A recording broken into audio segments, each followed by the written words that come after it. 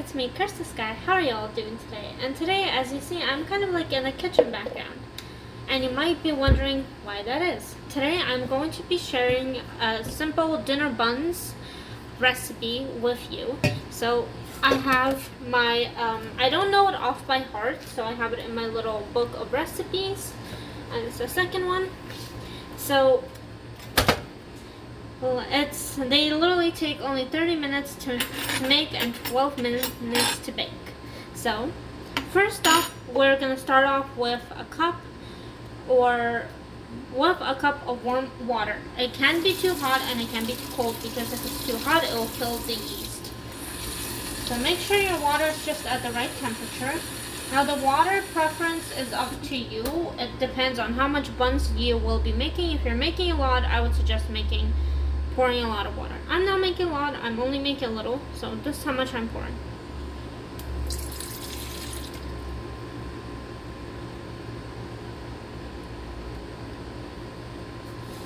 Because I'm not making a lot. Then we take, and if you see me looking over, it's because I'm looking over at the little recipe thing, because like I said, I don't know what off by heart. But we do 2 tablespoons of yeast. So we start with, two tablespoons of yeast. 2 tablespoons of yeast, and we do 2 tablespoons of sugar.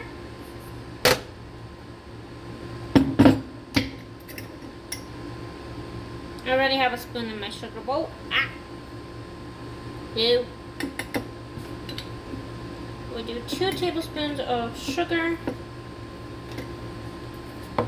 So, and now this part's optional, but you can, if you want to, you can add a tiny bit of salt, like a tiny pinch of salt, which I am going to do. So what I usually do is I take it on palm, tiny pinch. Then you mix it.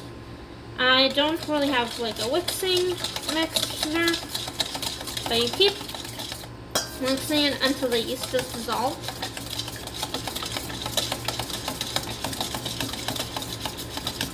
So yeah, once the yeast and sugar has dissolved in the water, you leave it for 3 minutes. You just leave it for 3 minutes to let the yeast set. Or depending on how much you're making, yours might be taking longer to set, but you leave it for 3 minutes to let the yeast sit. So I'm just still mixing mine up here. Okay, mine is good. So yeah, I'm gonna leave mine to set for. So yeah, I'm gonna let it sit for 3 minutes, and I'll be back in 3 minutes, guys. Alright guys, so we're back. So it's already all nice and saturated. So now what you do is you add 1 1/4 cups of melted butter, which I already pre-melted mine. So we just pour that in. Then we add 1 egg to it. 1 egg, and we mix that together. We mix that together. But before we do that, we add 3 cups of flour. Now this really depends on the person, you guys. But sorry, you might see what's in my sink. But add 3 cups of flour. So I have my flour on the side here. And 2. So cup number 1. You also will need a mixer. You can do this by hand, it's up to you, or you can do it with a mixer. I personally like to do it by hand. So I do 1 cup in, and I stir it around.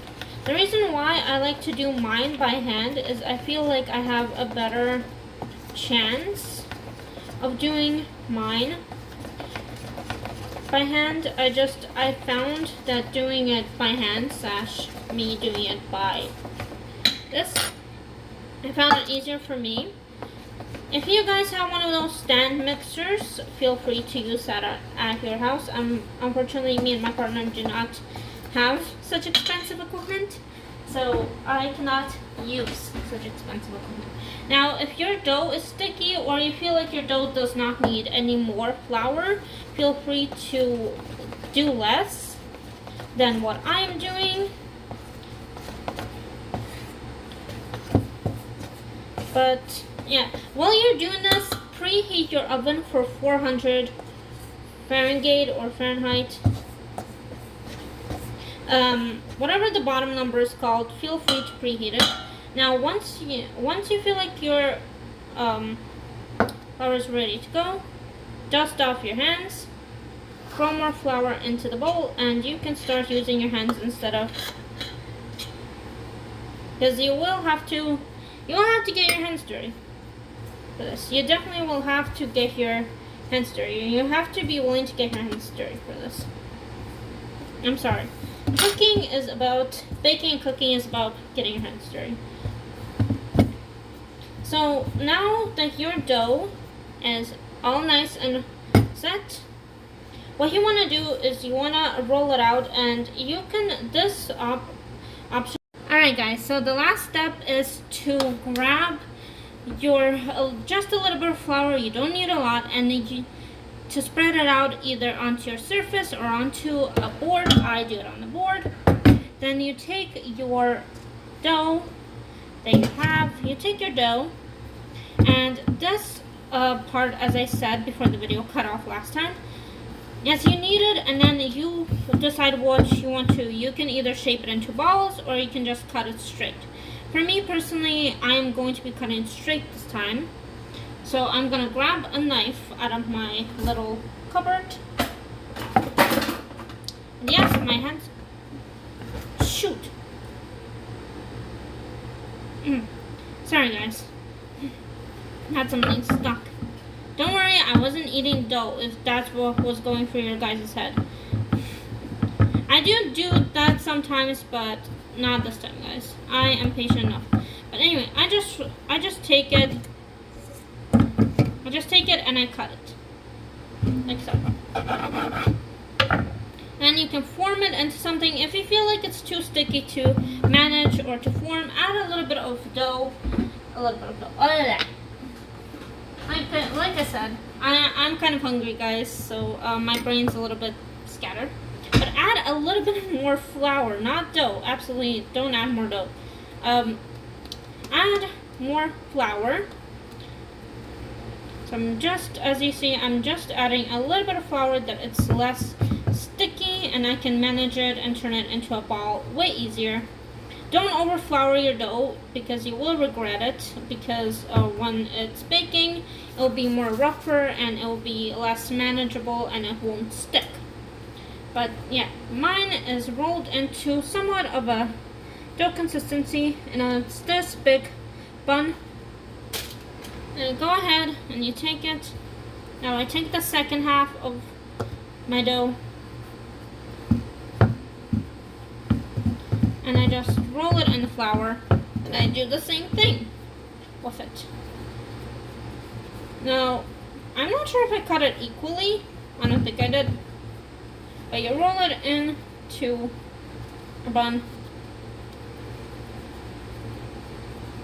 and you put it onto your sheet of parchment paper, and I'll be back once I wash my hands. Okay guys, so this is technically the last step before the dough goes in the oven. So the last step is when you have your dough on your tray, what you do is you take a little bit of more melted butter, and you take a spoon or you take something that you can use. For example, I'm using a spatula, and you just take the butter and you spread it out onto your dough. The reason why you do this is because it helps caramelize it. So this is what I'm doing. You do this process also after. You do this process also after it comes out of the oven. But here we go. Here is the finished product before it goes in the oven. Now you put this in the oven for 12 minutes or until it's golden. I'll be back once it's ready. Alright guys, so we are back. I pulled them out. Since I made them bigger, they needed a little bit more time. I put them in for 12, and then I put them in for an extra 3, because as I said, if you make them into like really small buns, then they will only need 12.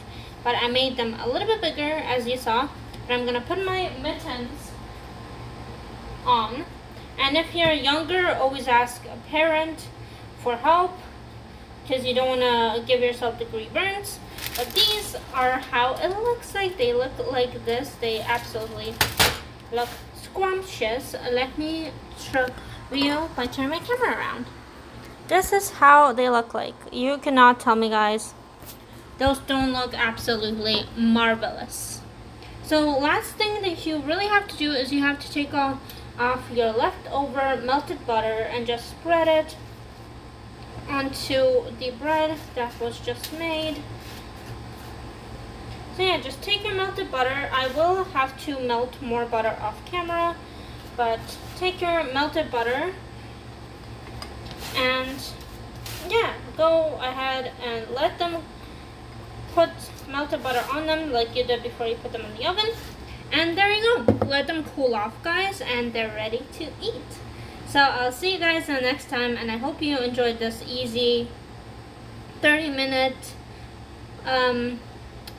something minute easy dinner bun recipe.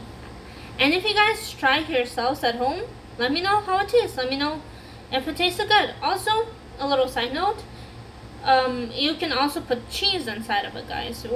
Before you roll the dough, you can put cheese, and then you can close it up and roll it into dough, or chocolate. I just made them regularly. But yeah, have a blessed day, you guys.